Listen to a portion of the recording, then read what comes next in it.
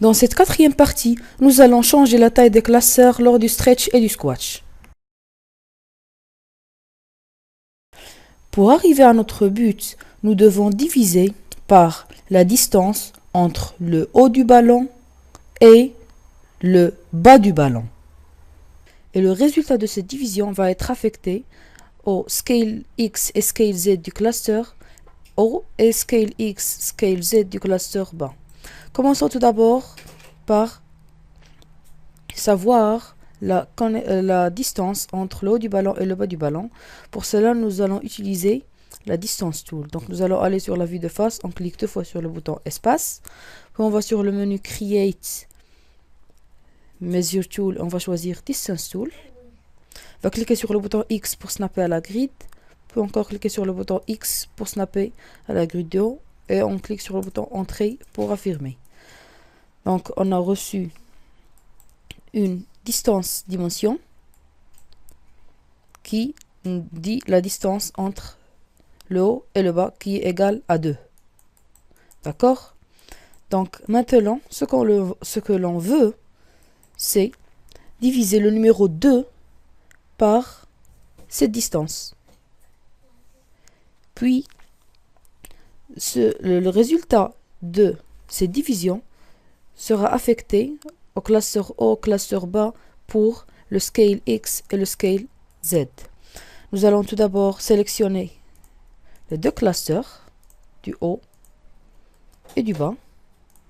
Puis nous allons aller dans le menu Window, Render and Editors, puis on va choisir l'Hypershade pour faire cela. On va aller sur le menu Graph et on va choisir Add Selected to Graph. Add Selected to Graph pour les ajouter au graphe. Nous voici.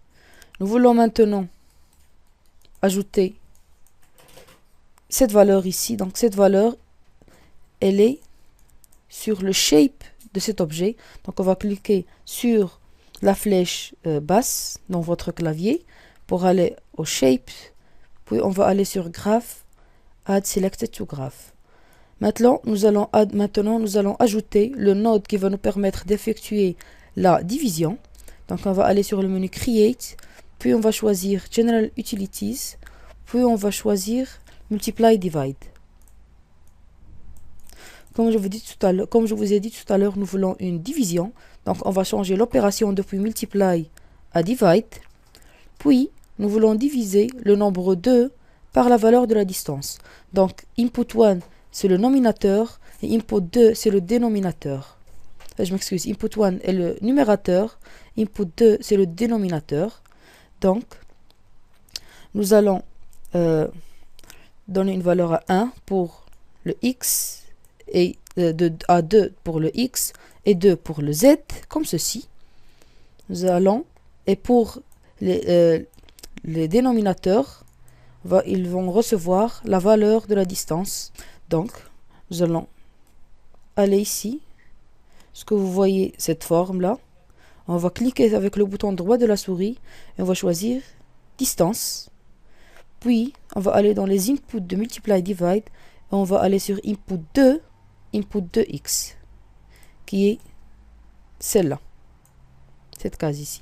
On va faire de même pour input 2z. Et comme vous pouvez voir, ce node a divisé la valeur 2 par la distance qui est égale à 2, comme vous pouvez le voir ici. On va maintenant prendre les résultats et l'affecter au scale X et au scale Z de cluster du haut et du cluster du bas. Donc, nous allons aller vers les outputs. On va cliquer avec le bouton droit, on va choisir Output X. On va aller dans le cluster du haut, cluster 1 handle. On va aller dans ses inputs, on va cliquer avec le bouton droit de la souris et on va choisir Scale X. On va faire de même, Output Z avec le Scale Z.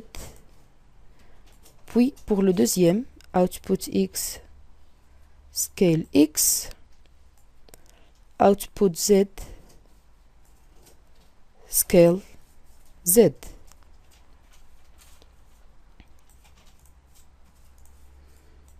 C'est très bien. Maintenant, si on prend le SSO et on le bouge,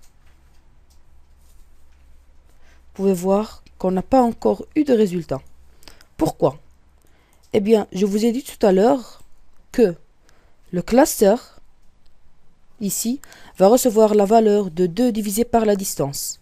Et la distance est égale maintenant à 2. Donc, il va recevoir 2 par 2 qui est égal à 1. Il va recevoir une valeur égale à 1. Eh bien, on veut que le mouvement du SSO et celle du SS bar changent la distance. C'est très simple. On n'a qu'à parenter les deux locateurs du haut et le locateur du bas. À quoi? Au SSO. Et comme ça, ils vont pouvoir changer la distance et on aura le changement de taille pour le ballon. Donc on va sélectionner le locateur, Shift sélectionner le SSO et cliquer sur le bouton P. Et puis on va faire de même pour le SS bar.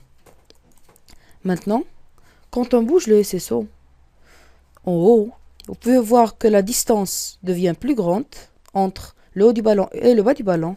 Et comme ça, la valeur du cluster, de la taille du cluster, va être égale à 2 sur la valeur de la distance.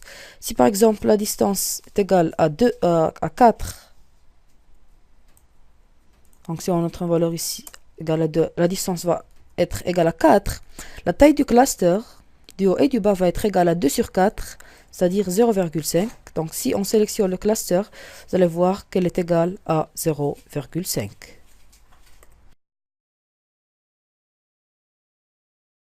Donc, pour récapituler dans cette quatrième partie, vous avez appris à utiliser les nodes d'utilité. Vous avez aussi appris à utiliser le multiply divide node. Et vous avez appris à connecter entre les nodes.